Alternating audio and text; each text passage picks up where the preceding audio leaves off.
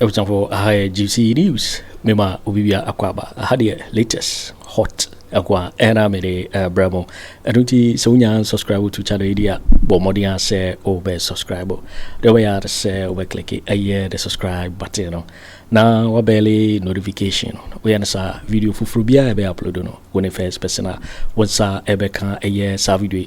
Afi we are now like video to give us a thumbs up. Now afi share my wo for so that when you be here now who and somewhere ekoso e wo gara be mo no. Afi yebura ye and somewhere abeto yepno so. Yinkuti a yes report sankomo ya ba beto dwa mo mai interior koso. Joseph Blankson Edumaze. And the former Central Region is on is Edumaze. This who offer? And now, Papa Nimo, but on my details in here. The details no Papa. All right. Now we are doing Electoral Commission head office. Electoral Commission head office. Database administrator. Electoral Commission. What is so head office one? We a database administrator. One and now we a database leader. Hey, man. It's na we database no. Then we database administrator. No, we do part the same. We query data. And you prepare data for elections. Data bear. Voters data. Eti nipa do ebeto aba nipa to ye ballot essay ye de bibia ye go bia mo na mo bobo anu asama me na be kan IT department wo na we administrator ye dosu mo dosu but we administrator wow why you joining fees say from 2012 January up to now in 15 and 14 years hey what 2012 January 2012 13 years 13. So that's all. What that's more easy. But it's here the more interdiction. From you, you need the more interdiction. If you 2012 no why administrator na be say na ya kasa yi wow the when easy for do say na ya adwuma akase for na ya be ka afaijan when afaijan ya adwuma afaijan chale say na kind Mahamadu Mensah so no me say na ya adwuma yes. He na we administrator. Wow. Okay. It's any private to abano do you say Central you say Western you say Greater Accra you say more. Yeah, and yes I do. And I want to hear you say ballot no they say Ashanti region you say Nina more. Yeah, and yes I do. It's just a mona moye bibia o na mpenifo na bebo so. Now then, who a laptop? My men say something in the microphone. Say so. Be kaya. E bi shafa be tom say easy. Esen laptops are the year tuma. Biometric verification. Den. Ni na samfidie no. Electoral Commission say ayira. Ayira na wa. Yes, your papa we ho. Say ye den say won ho ampa o. Say nini ho. Say ye den o. He will tell the story. Chairman, on the 12th of March 2025, we are Electoral Commission for Agasamoyi. And on the press release at the buyer. And no more can say more questions. No more no. Now number 7 of the question or say number 6 or say can the stolen laptops from the biometric voter registration case affect the outcome of the elections? It's your more question almost answer. But initially, no most BBI in Raye. We share question 1 now. Almost say what prompted today's press conference by the Electoral Commission? As the press conference was called to address allegations made by the minority leader regarding the theft of 7 biometric verification devices from the Electoral Commission's store, which the Commission states are not true. It's way there just to confirm their work and say on the 12th of March 2025, Edomo yes our press conference way. Edomo clarifies our name winti. Chairman will be so question there young trust way. Okay, that's on the 16th of March 2024. 16th March 2024. I me Electoral Commission, the whole Ghana, your offices or outlets in all the districts in Ghana.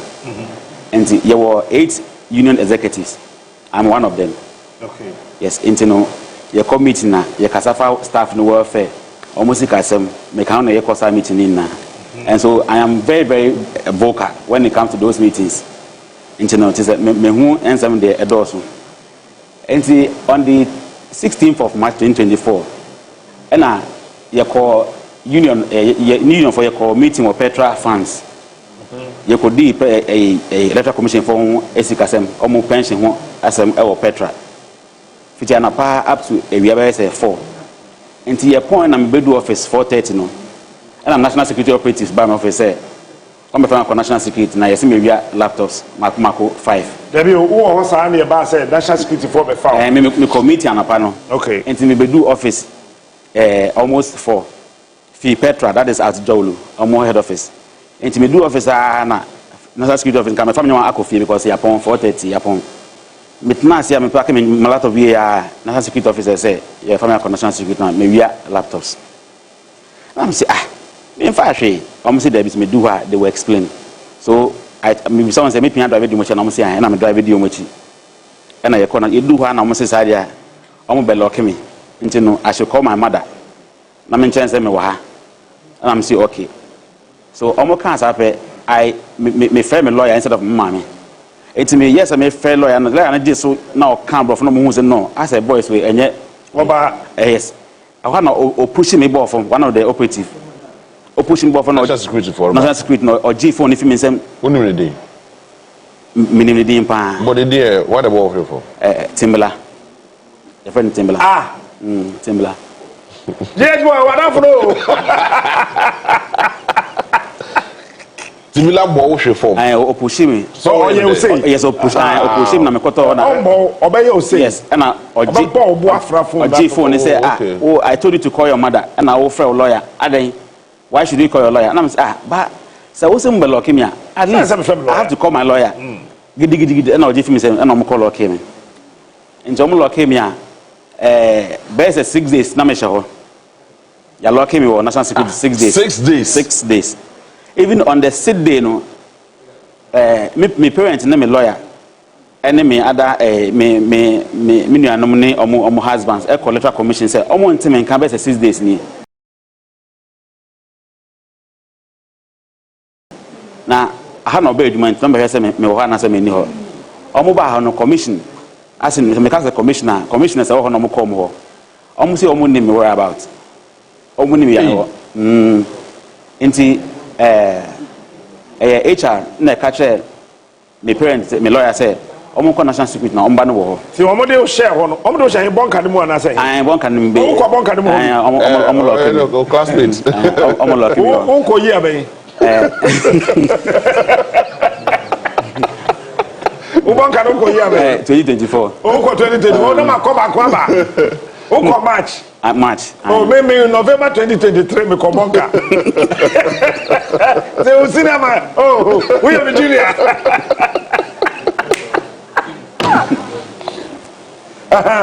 Chairman would me patrol before so beto aso no before say national security for babe frɛ na you see a complain some laptops are na na omo bi anka he say na no obi anka he omo nka he enti no omo be fa me call no me parents call electoral commission omo say o they omo name me worry about enti HR na yi omo asutre say mpacho mo de mo national security am ban wo enti na what them 6 days 6 days yes 6 days EFCC bonka dem yes okay yes exactly when your mattress Dabi.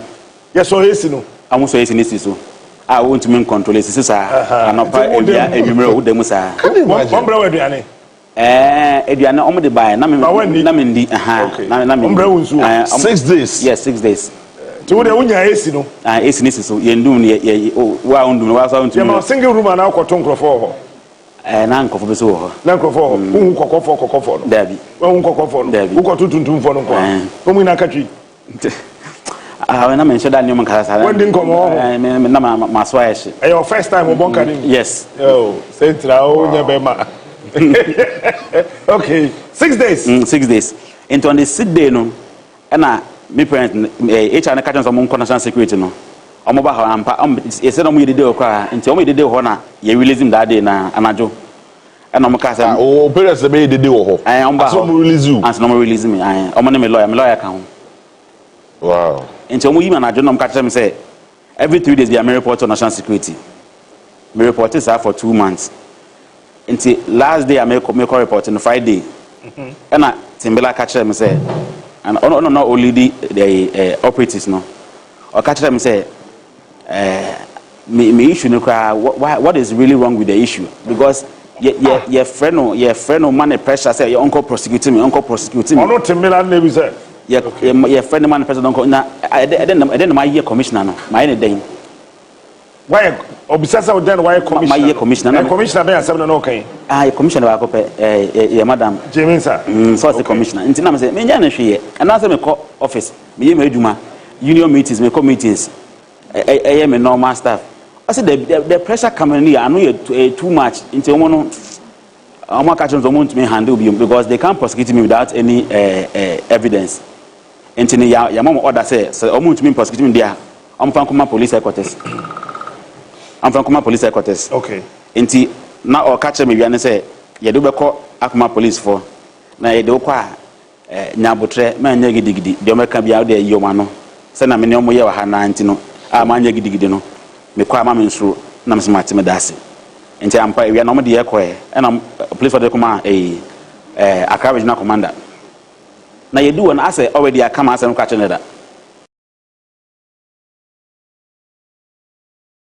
ohu na when I for blanks no foolish boy hwe tibasa bi regional police commander yes what kind of thing briefing big your choirs away ba no yes your choirs na you know ye dey control na no o tintin kase pa Accra regional commander me do wa boy no ni blankson we hwe tibasa bi una wudi nsem phone letter commission na me say me nya hwe go and lock him just like that yes and omo dem call railways omo the handcuff go Mensah 6 days na you know you do regional police headquarters and the regional commander say yes police boy go and lock him yes now once you call lock and omo the handcuff go Mensah and omo dem nante I'm sure the IGP is listening omo dem nante fa Accra Makola Mbanimu oh that handcuff that one sir that Mensah and ye na mu sa so I'm from yes and I dem call railways police station now I'm call lock him for 2 days also the 2 days the 8 days 8 days so until 6 days no you try one wasem omo no say omo tro baby but omo mbisa me asempa bia but omo tro bibi fa ho omo ntro hwe until also go the 2 days 2 days me go the 2 days wo ho until ho me ho na me lawyer ba ho no ka sense ma me worry o ye ama me bill until me ho the second day no enyemeru na oba say me bill I ready but the next day we ba na ya process no inti ampa next day no on the third day no na me fi wanti na me kan na 3 days and na police ni taking me fingerprints trust statement bebre and no mo jama na adwo no be say 11 o'clock almost 12 you jawa na adwo 11 anadwo pa tu kwa na ye yambo enyumre pa be say 11 and na me lawyer otwen ma me twen papa o mu na tena otwen sa in terms say kwa na fi police headquarters regional headquarters so last and na me call fi in terms na me report every 2 weeks but me call in the next day no the next day na you processing for court we did 8 days yes oba ya de chen na on processing for court okay. Yes and I dem call court dan suman circuit court the Owusu siwo dan suman circuit hon enti ye dem call no judge no ye am say oye nkremoni ye dem call na me lawyer e ka say abranti we say na yes why na wadana national security 6 days abeda Accra fence and railways 2 days enti opamcho omuma na nkofie judge nso deny me bail am I dey me court man that 2 weeks you remand 2 weeks yes a ministries police station me dem 2 weeks wo ni nas na ye court enti no me dem wo so na onya bail ma me no yes me lawyer no requested bail dance master court almost deny into after the no after the call Accra High Court and ma me bail without a dance master court knowing into your court the next month no my minister catch and say if I go back yen release me. And now my lawyer catch and say he has already gotten a bail from High Court into your process your coffee. And now prosecutor say ni bufu ye I didn't name me bail. Na a best investigation, this and that, they shouldn't have given me bail. No problem. They call on process bail this week as well. It took 3 days and now Accra Regional Commander signed bail no. Me na bail ni we no first day, my lawyer call no one sign. Second day one sign. You also Kennedy Agyapong. Fire. Accra Regional Commander. Oh, let's say you person you be yes. To the bank story no. First day one sign. Okay. Second one sign. But according to my lawyer no, say me na bail panka I send a CID regional director na so no sign. But according no say catch and say sir same way there.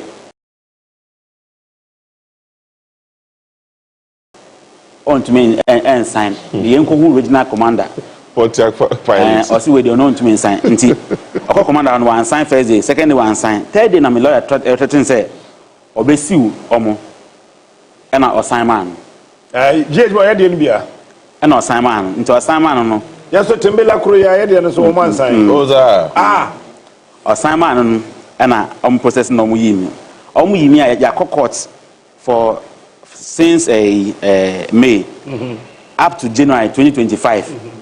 ECNC Cóurt order.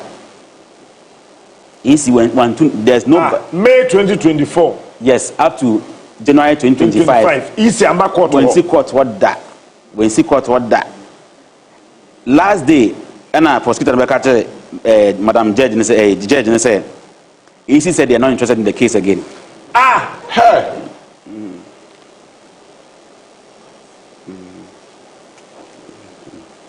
What's the easy say? From May 2024, ABC January 2025, no.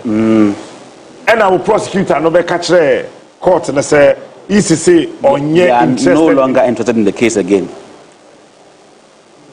Now we put no tama yedeme call national security no. And Deputy Commissioner for Finance or sending me interdiction letter through WhatsApp. What's that? Deputy Commissioner for Finance or letter no and or signing or sending interdiction letter through WhatsApp WhatsApp. Easy interdictio. Yes. Say I chose where we are laptops 5. Almost brand new laptops 5. Maybe. Okay. Now yeah, interdictio no. Yeah, I'm letter and show us. There be. It's based in the winning hard copy. I mean hard copy. Yes, sign letter no. We try the picture. Now you WhatsApp him out. Yes, no. Bossman, Bossman, Asare, Deputy Commissioner for Finance. Or send him a copy or WhatsApp. Phone so. Interdiction letter no. What's the name? Oh, what's the name? Sir, me and answer na kwame. I'm say one. Okay. Oh, okay. Wow.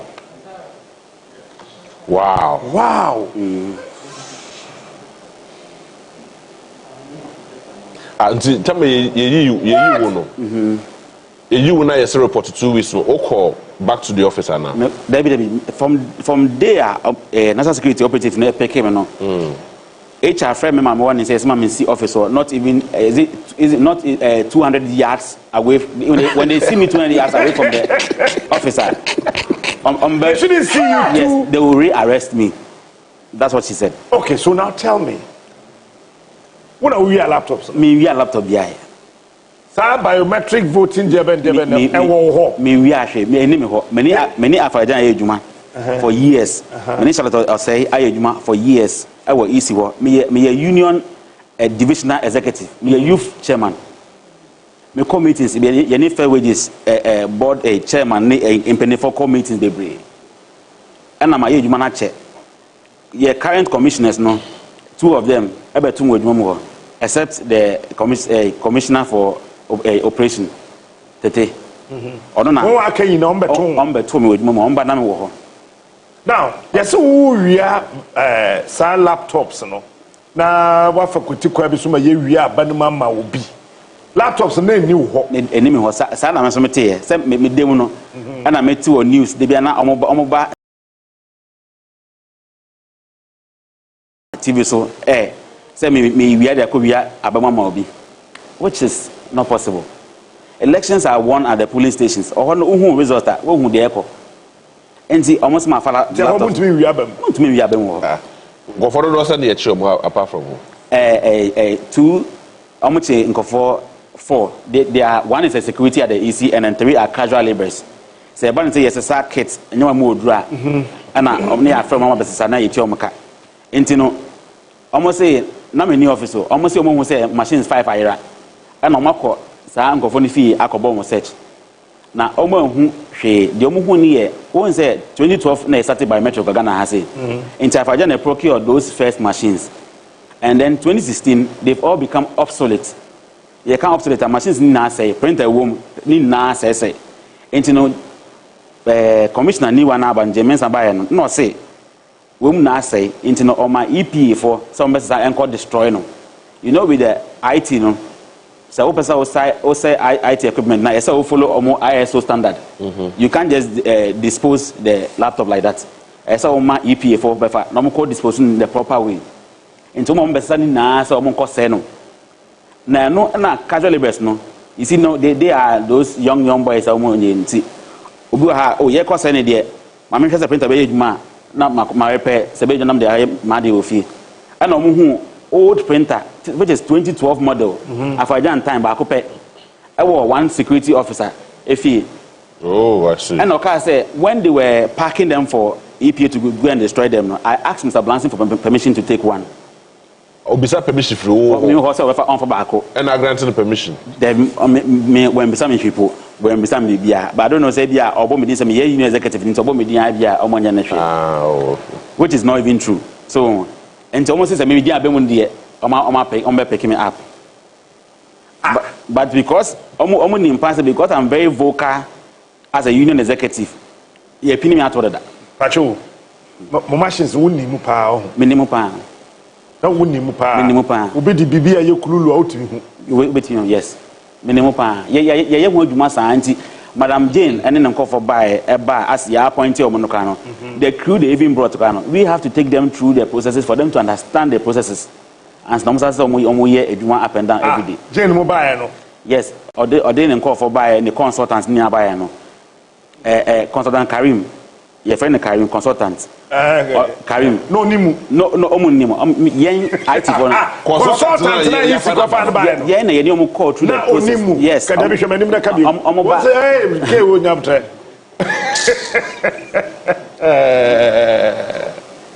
We live in a certain country. Easy. Karim now mo fa no mo try several millions of Ghana cedis no.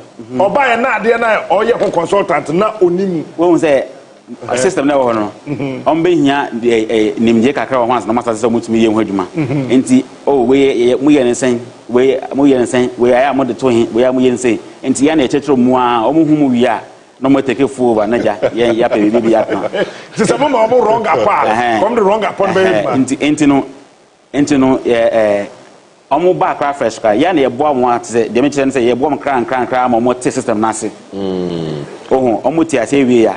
And then this is what echo. Okay, machines also unimu. Yes. Traceable. Machines no. Unless say our online and be traceable, but once registration now, we can do either offline registration or say online registration.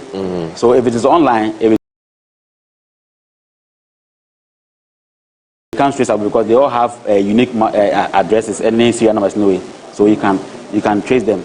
But like any online they are not offline ultimate tracy nti mona mo tete consultant no nti mo wie ye no o mo yi mu fi hu ana o mo ma mo so mo ka hu bi yeah can hu bi but o mo no mo ye I mean the important part of the work frontline workers o mo ye the say en person be hu ha na o mo no mo ye the hu hia no exactly. So lie ben ho. Then we nim say lie ho. Say be to aba. Alantinka. And no dey. But I lie ho. And the master. What's that? Yeah, we are not fully in charge in the lie ho there me name say lie ho. We nim crowd tinka. Higher dey tinka. So there no problem. Me nim say we nim ba onka. And then we dey wan kakura. Wan kakura nya hwe. Wow. Eti Sa laptops no. Say omo hu ana omo hu. This say bisom. This say bisom. Say bisom. But do you have any idea of why the fire? Why the fire na laptop? Laptops no. Those laptops can are coffeed up several times. And as a coffee sometimes no they are once there's some registration of fielder. I almost me contact our center. Almost me say be a bit to me due to violence at the police station registration centers. And anything can happen there. And there could be say a kid can come to a kid, some kid no. OBSY has different components. They have the laptop, the hand scanner, and those things. A bit about head officer, laptop and encounter a buy. So anything can happen during transit from the. But say a a laptop on Kahua. Any of the kids that been Kahua, there should be a written report. Yes, that's about because I won't check it. It is recently when a CVA and I said I must check it. In Tebaka, I won't check it. When are you in charge of those laptops? Say be a Yakwakoji machine way, and they're free. Obi hono mo dia ba na ye sanso return ya when they in charge. There are people there. From you in charge, your storekeeper or you in charge of the store itself. Difference. Your store management. Oh, me share that money because I don't. Me net technician and I'm it's in man mo ko fe store sir. What tro? Yes sir. Yeah, I'm for say. Ba ko fa laptops and I say go friend say BV day. BVR kits. BVR kits no. Do say na ma fa JB afa say GH afa say captain afa say. Obi a enter. Omo enter. Inte then you make say bia na ye hu ni profile. E ba so omo enter say bia bimbela ya return yen 17 am de man ya. Fully intact. Fully intact. Yes, because any if any way bill. Inti ni na no omo enter. Inti I don't know why I'm say bia ira after them mo be chimi akose me na mafa laptops. Enye ne credit. Inti to the best of your knowledge. Laptop bia anyira. Bia anyira say ira. I don't know where it is. And then me in charge of the laptops at the stores. And I'm me who say bia ira. Sir, me iPad yes here. And then Samsung cry ira. Ubetumi edi echire attract it. Na che say yen ana. Na wa akọ no wetumi ahwehwe bibia na bibia tibi atotodi. But I don't know. I say I am one kakra say electoral commission between aka say the laptop ayira. We need any tracking device be able to be tracking. I don't know for them, but IT department. But there's no tracking way. For me, absolutely, me what they mean say track it because you're in tracking without that. Okay. When you then I'm disposing of laptops, I'm on Pebium, BV, arcades, I'm on Pebium. How do you dispose them? It has happened only once. That is your new commissioner time. Offer EPA for some best sanko and co disposing. Into parking in that is when they were parking. Unpacking in tracks was moving up and it's a lot, almost 7,000 and pieces the doors. Into unpack almost like now almost they come warehouse so that is those ones where they new the irano a mono. I am cut off from by the iron almost there mono almost new ones number the iron. Yes. Are we a mother? New ones no. Me say my mother because almost quite my man count. And sometimes when they even want to add me to the cabinet, we catch them saying, "Me boss of office." So Okase Blanson go and help them fix or an answer kobo cost by see one. Me catch them because me machines me pen wage my. But wait to supervise so. But any couple, I even tell you I don't want to go. And then people, I have evidence. People who Blanson the Okase on conquer machine wage my on person record. Because my name is because Okope is because of Wafa baby. Now on fire. And I'm saying the rule. I say it had the chronotomoso. Before I make call easy, no. Me call people say the call national security that. But and the job na the same day. After that time. One dey open. Na who here near the asama to so ntina I say commercial wa so won. Me person call because me name me union executive, me national executive. Nti say divisional. Nti say your call meetings ana me tutumo mo sana na me hwa ye me aminim because most of them staffs no there because they can't fight for anything and most of them when we go for meeting na your union for the fighting my staff na I say ya fire one time and na ya me nim position na me pese me dem be ben na mo betumi aka say why you say that. And so I was not surprised when they tell him that I've stolen 5 laptops. I was not surprised. Okay. Yes. Oh, you were not surprised? I was not surprised. So interdiction letter no buy and me allowances me seek as a na omuntia. Yes, I've been home for. See what way? Me see last week. Me see last week me see me see last week. Oh, what the damages car? Nina, but me lawyer na ni now. You see what mobile say? Me lawyer na be but I just have to check cross check and see what. Oh, bra, I am a munye do na. Enti from April May or up to endamete here. Allowance in back hwe mba eno say me wo. Enti you na we o ma me no.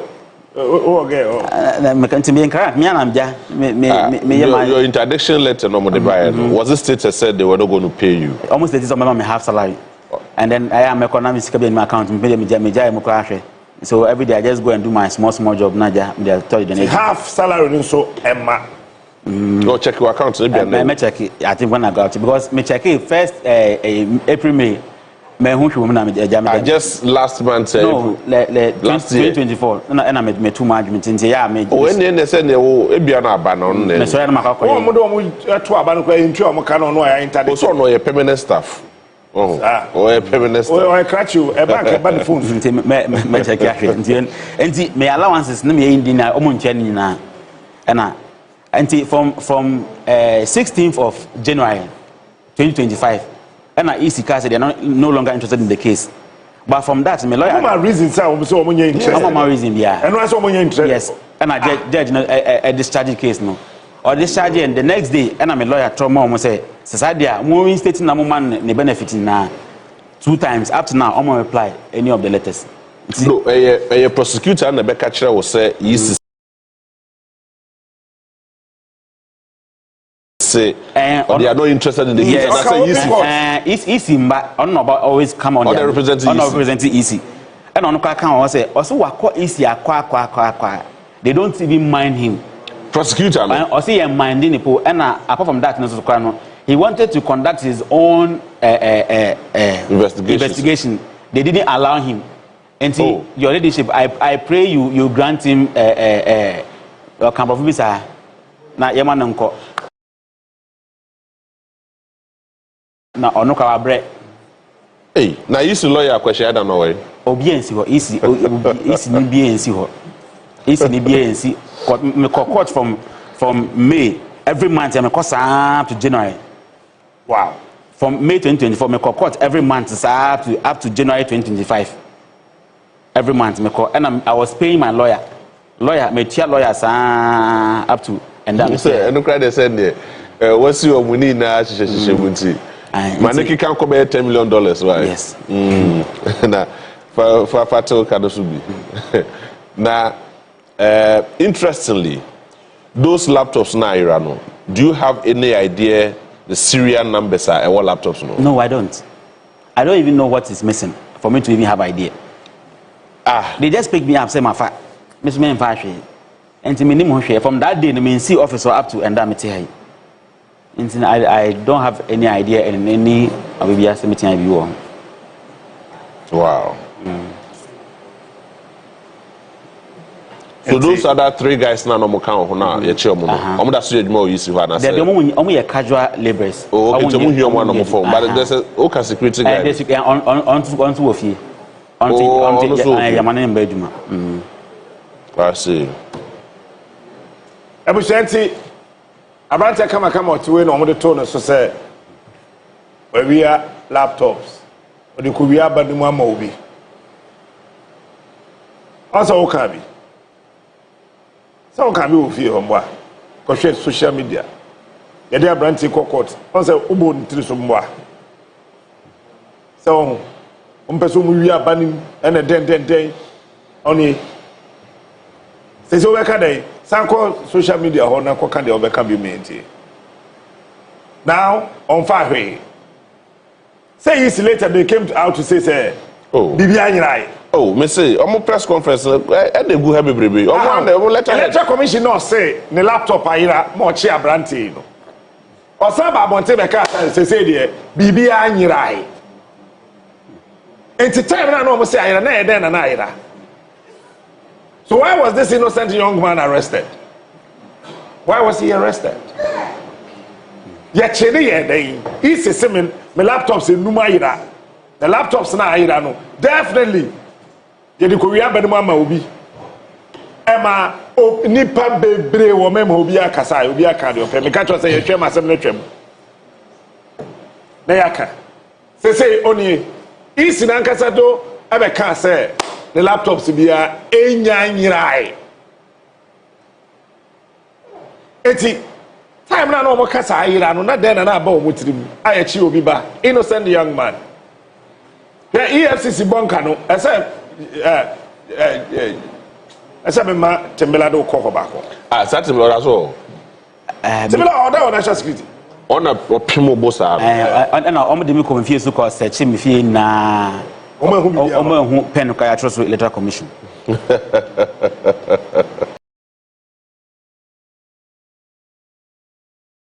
Omo koso na military for kan ho omo kuratuo asem makum nipa. Omo kuratuo me do me fie ho hank of Mensah military for kan ho national security operatives e de me ko fie tutu nyimo na basa. Oh yere nema. Debi me ne yere nema. Uniba. Omo tutu ho na gu ho basa. He is a boy. He didn't she. But Jamie, me asam still am in test. Me try to me process. This is in near Mayira. I feel no so one was have catch Ghana for you and say. So why did you arrest this young man? Ono class aso kaso ye interested in the case again.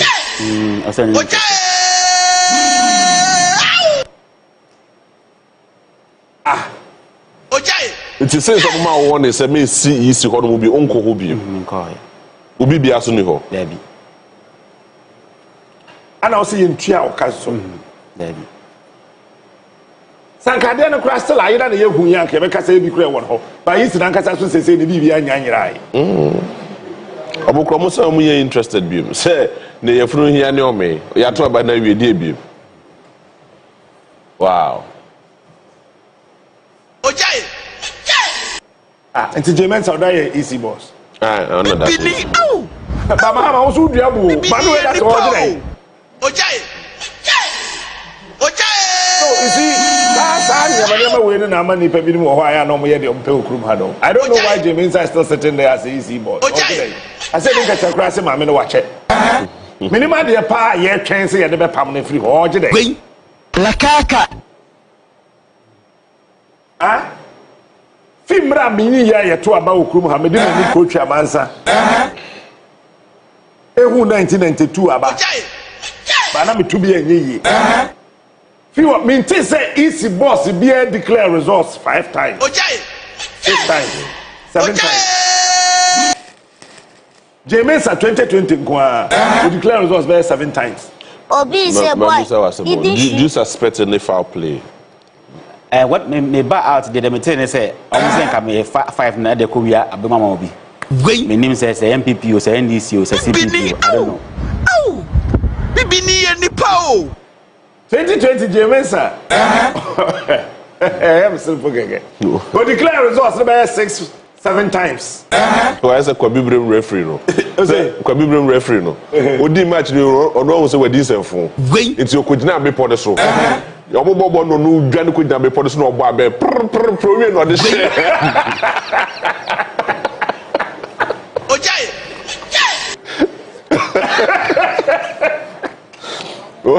Declare results those almost 7 times. Bibini oh.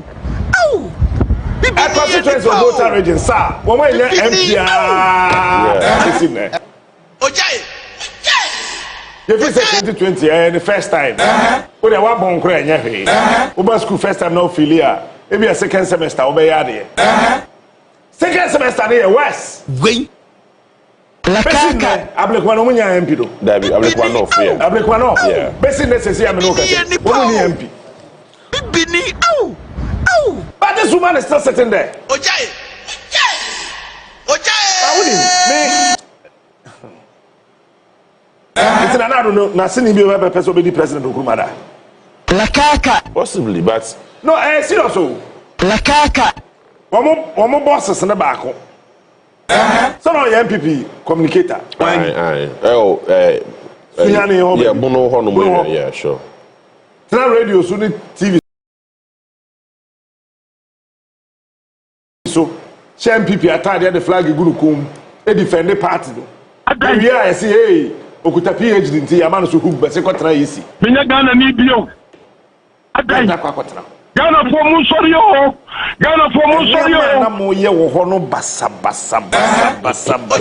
wo de hwe kwan ko mo fa so mo ye ballot no Akpalo Kofi Akpalo any MPP for sesan the ballot no be so the one ni mo bi abawe bibini au the way a course video see na about thing say is we pa no correct pa let's call it a ballot me mamen ka say me nchero catch me a day before mo arrest him no deputy commissioner for operation 33 of me wo oba office and oba friend on meeting say me hwe me hu ye na ase me hu ansa mo mpem asem me hwe me hu ye pa no ono no me kasa as obi a opema asem obeto like me beto no commission wo ya me na yedwuma ache esen tu na aka no enti da na obeka den se me hwe me hu ye na aya me nyanto bo ase committee a me mama no ye de bebre na me hu ya ye hi the next day I'm bet say yes my father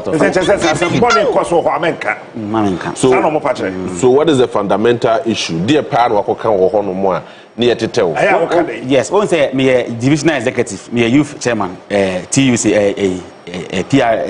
PSW into yeta call meeting ye ne executive na ne commissioners ne yeta hia e wo workers na mo welfare ne ye kwa aya me njeja me ho kra me gine ma workers ne pa me ni executive no na ma no ye din enti no ade a te se na nsen kwa ye corporate promotion e ma staff ye promote on be say years afa jan time ton promotion no omo ye no basa bisa na ye ba ye fire executive no ye cock fight for promotion e ma afa de ye ba be promote ye me kwampo ye fight for promotion no me promotion kan fa ma me 2016 you employee we were 2016 electoral commission or a senior assembly you employee we were electoral commission 2016 yeah and over 2012 nipa na senior chair senior chairman menya Ghana ni bio my colleagues I omukra degree from 2013 eba na ewe nim sim one level now between Afarijan Charlotte Osei Eddie Jane Mensah right amosa Mensah we no when na na ye adwuma wo ho no ma feel say there be adwuma we de nipa no ye no finching pepe Afarijan Afarijan no say na adwuma ye no yes finching yes onu say asem si wo isi wo na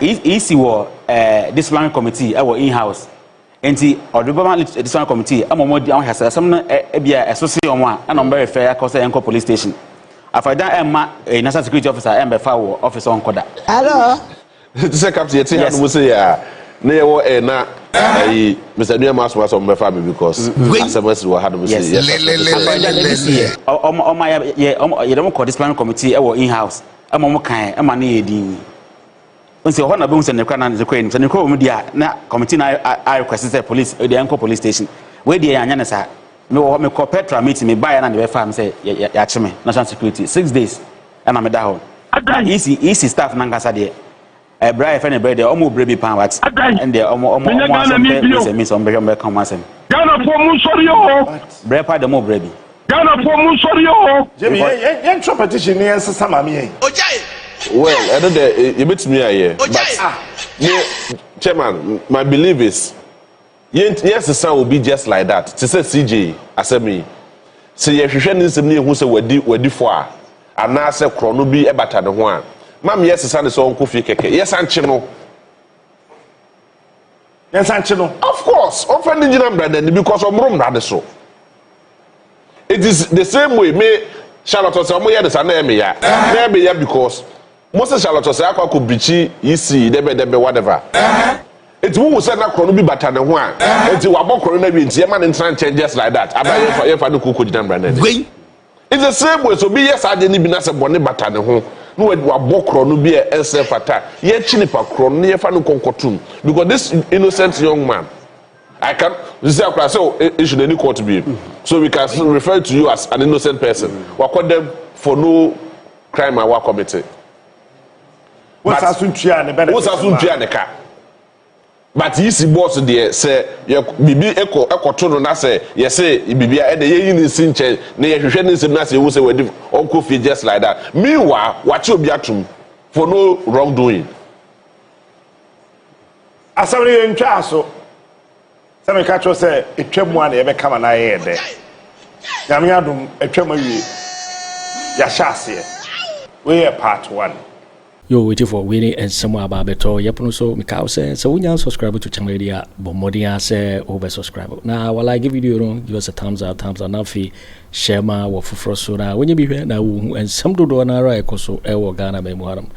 Also, bet me otchere wadring a fire. Some way in our home. Ewo comment box in mu. Mobeti minkaview in my next video. Thanks for watching. Like and share the video. You can also drop your comment. Please don't forget to subscribe. Click on the bell to turn on the notification.